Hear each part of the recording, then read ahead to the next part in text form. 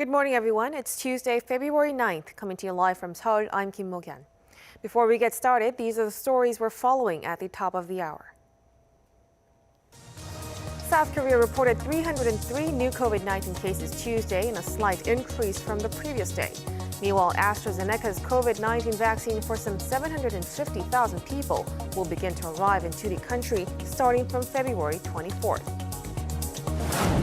During a Workers' Party meeting on Monday, North Korean leader Kim Jongun delivered a report on implementing the first-year tasks for the regime's five-year economic plan and reaffirmed his will to push forward economic construction amid the pandemic. And the Myanmar army has imposed martial law in 7 cities, including the commercial capital of Yangon, and banned protests for gatherings of more than 5 people in the nation. We begin with the COVID-19 situation here in South Korea. The country reported 303 new cases on Tuesday, staying around the 300 mark. Of the new cases, 273 were locally transmitted and 30 were from overseas. There were 8 more deaths, bringing the death toll to 1,482. South Korea's total number of cases has now surpassed the 81,000 mark. Meanwhile, ahead of the Lunar New Year holidays, Prime Minister Chung has called for people to refrain from visiting their hometowns and relatives and instead send greetings from a distance to prevent the spread of COVID-19. A senior South Korean health official has confirmed that shipments of AstraZeneca vaccine doses that are enough to inoculate 750,000 people will start arriving here from February 24th. With some other countries raising concerns, the decision on whether to give the AstraZeneca vaccine to the elderly will be announced in the coming days. Our Chang Tae-hyun reports. AstraZeneca's COVID-19 vaccine for 750,000 people will begin to arrive into the country gradually, starting from February 24th. We have a contract with AstraZeneca to supply 1.5 million doses of its vaccine. The vaccines will be supplied during the last week of February. So we're making preparations for the distribution and delivery process. It's been confirmed that through the COVAX facility, there will be 117,000 doses of Pfizer's vaccine and 2.6 million doses of AstraZeneca's by the first half of the year. Health authorities are working with international organizations to speed up the process.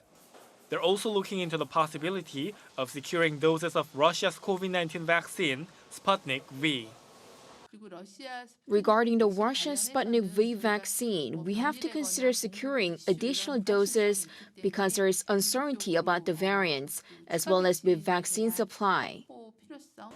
In the meantime, AstraZeneca's vaccine is under review with 3 advisory groups to determine whether it can be given to those over the age of 65. 2 reviews have been completed, and the country's Ministry of Food and Drug Safety will announce the findings from the final review on Wednesday at 2 p.m.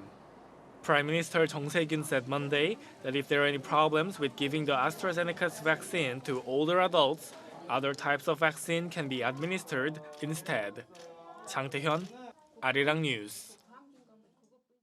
Russia's health ministry revealed new data on the survival rates of the COVID-19 virus, suggesting that the virus lives longer in wet and cold environments.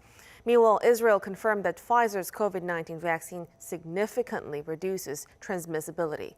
Our Choi Min-jung with the details. Studies from Russia have unveiled new findings for the survival rates of the COVID-19 virus.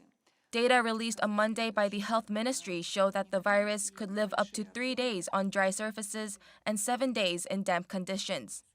The findings also revealed the hotter the temperature, the shorter the virus lives. It was found that the virus can last for more than 2 weeks at 4 degrees Celsius, a day at 37 degrees Celsius, 45 minutes at 56 degrees Celsius, and 5 minutes at 70 degrees Celsius.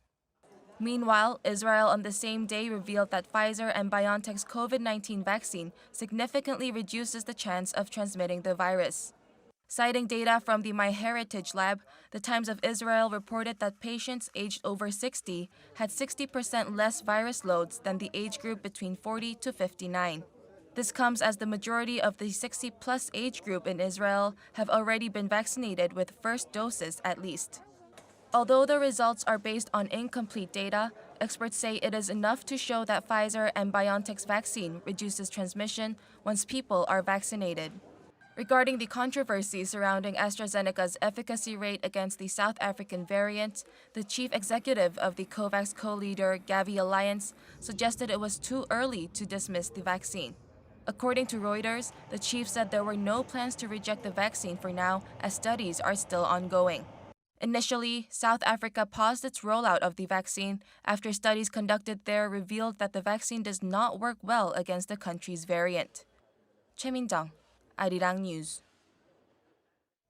North Korean leader Kim Jongun has lashed out at the regime's economic agencies as he looks to push ahead his new strategic tasks that were set forth during last month's Party Congress. Delivering a report on the first year's tasks, Kim on Monday wrapped the agencies for what he called their, quote, passive and self-protecting tendencies. The second plenary meeting of the ruling party's 8th Central Committee came just a month after the North's rare Party Congress. At that Congress, Kim unveiled a new 5-year economic development plan with a focus on self-reliance in the face of the pandemic and the international sanctions imposed on the regime. Former U.S. President Donald Trump is set to face his second trial in the Senate. Democrats accuse him of inciting last month's deadly attack on the Capitol. Despite the Democrats' best efforts, a conviction is not expected to happen. Jongun with more. Former U.S. President Donald Trump's Senate impeachment trial is scheduled for Tuesday. He's accused of inciting the deadly insurrection at the U.S. Capitol on January 6th, which caused 6 deaths. The article of impeachment was passed by the House of Representatives last month, led by Democrats. On Wednesday at noon, the impeachment managers, all Democrats, and Trump's defense team will begin an intense debate. Each party will be given 16 hours to make their presentations and to potentially vote on calling witnesses. Both sides have already exchanged several rounds of pre-trial legal briefs hinting at their arguments. Most Republicans are standing by Trump, arguing that the trial itself is unconstitutional. Trump's legal team says that the Senate has no jurisdiction to convict Trump, who is no longer president and therefore cannot be removed from office. The Senate needs a 2/3 majority to impeach Trump. In the 50-50 evenly split chamber, it will require 17 Republicans to vote with the Democrats in order to get a conviction. That appears unlikely given that 45 Republicans previously voted that the trial is unconstitutional. The Washington Post is expecting the results by Sunday. With the trial under 24 hours away, Americans remain largely divided. Gallup's latest survey shows 52% support the conviction, while 45% oppose the case. Jongun, Arirang News. Over in Myanmar, there are no signs of either the protesters or the military backing down in their confrontation over who is the country's legitimate government. However, the military junta has imposed martial law in several major cities across the country, banning gatherings of more than 5 people. Kim Hyo-sun reports. The Myanmar army has imposed martial law in 7 cities, including the country's commercial capital of Yangon. The order also includes a ban on protests or gatherings of more than 5 people, as well as a curfew from 8 p.m. until 4 a.m. The move comes amid intensified protests, with hundreds of thousands of people calling for the military to hand power back to elected officials. I want Aung San Suu Kyi and President Win Myint to be released quickly. We want all the people from the winning party, the NLD, to be released. That's what we all want. The military commander who led the coup gave his first televised speech since the takeover on Monday, stressing that the country will hold new elections going forward, citing irregularities in last year's election that have been widely ignored. We are taking the state responsibility based on unavoidable reasons. We shall perform the duties in accordance with the provisions stipulated for the state of emergency in the Constitution. We shall build a genuine and disciplined democratic system. I would like to stress the emergence of a clean government according to the multi-party democratic system. He also explained the junta was different to previous military governments. He made no comments regarding Myanmar's ousted civilian leader Aung San Suu Kyi. While confrontations escalate, the Burmese police fired a water cannon at peaceful protesters in the capital. Non-violent protests demanding the release of Aung San Suu Kyi, as well as the restoration of her government, has spread nationwide, with awareness of them growing after the authorities on Sunday lifted a brief ban on internet access. Kim Hyo-sun, Arirang News. Germany, Sweden, and Poland have each expelled Russian diplomats in response to Moscow's expulsion of 3 EU envoys last week.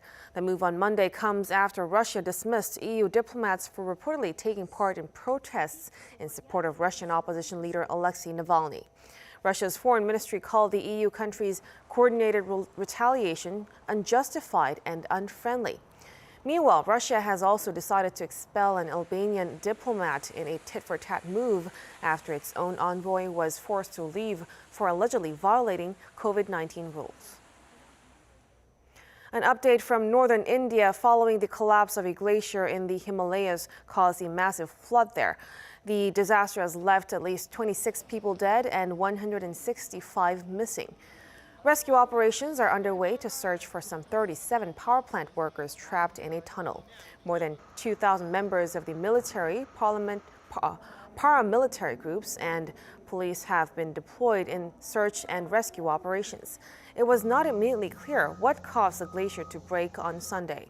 Some experts say heavy snow last week in other regions melted and caused an avalanche, while some predict it was due to climate change and the effect on the environment by power plant projects on a river in the area. South Korean firms have been trying to go a bit greener by reducing their use of packaging. One such effort is to get rid of the thin plastic labels on bottled water and bottled coffee. And one company is no longer packaging straws with their small cartons of milk. Our Peunji reports. Water bottles without labels are stacked up at a store. These bottles have been designed to reduce waste and make recycling easier, as the labels attached to regular bottles don't get recycled. This large retail store in Korea aims to save more than 21,000 kilograms of waste a year through these water bottles without labels.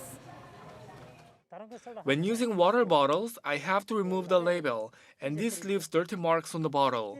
But with this one, it will be easier to recycle and reuse these bottles because they don't have labels on them. This store is not the only place that sells these kinds of eco-friendly bottled products.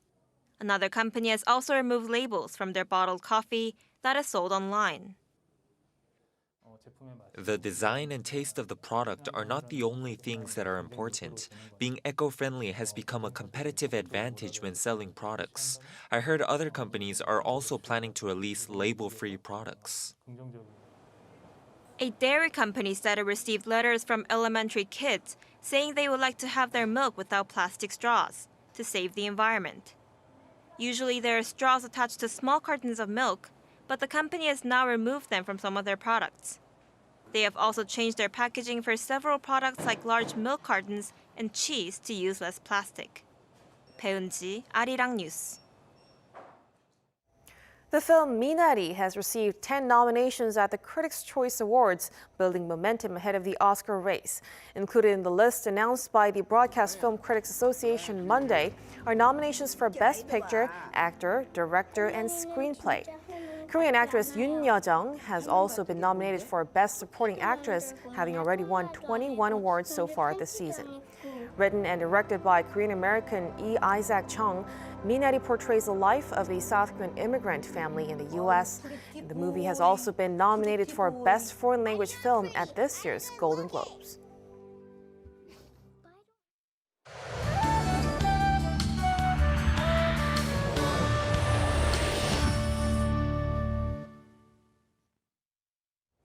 Good morning. It's a freezing start for most of us, but highs will rise fast with warm westerly winds blowing in.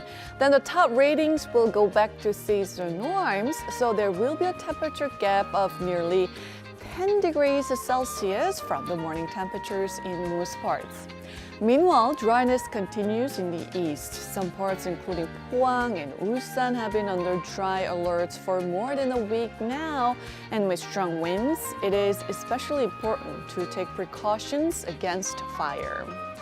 Afternoon temperatures will be 3 to 5 degrees higher than yesterday, but still staying in the single digits. And actually, winds will make it feel colder than the actual temperatures. But it's going to be sunny across the country with decent air quality today. Then we can expect much milder air for this Seollal holiday weekend. Temperatures will hike to mid-March-like conditions under mostly sunny skies, but dust levels will remain high. That's Korea for you, and here's a look at the weather conditions around the world.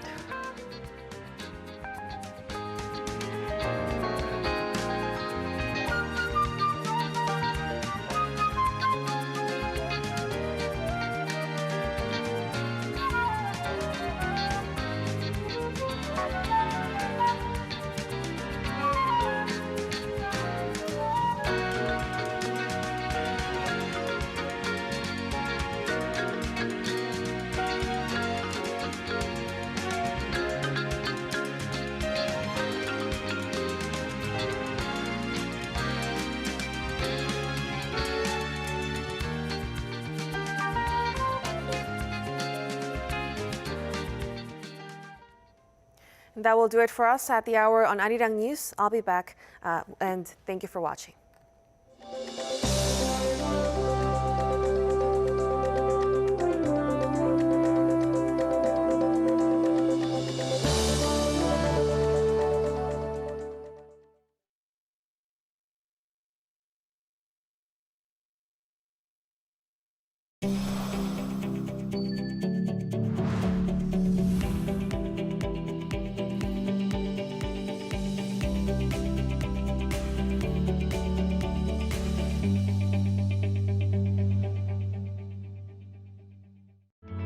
The Seoul metropolitan area maintains level 2.5 measures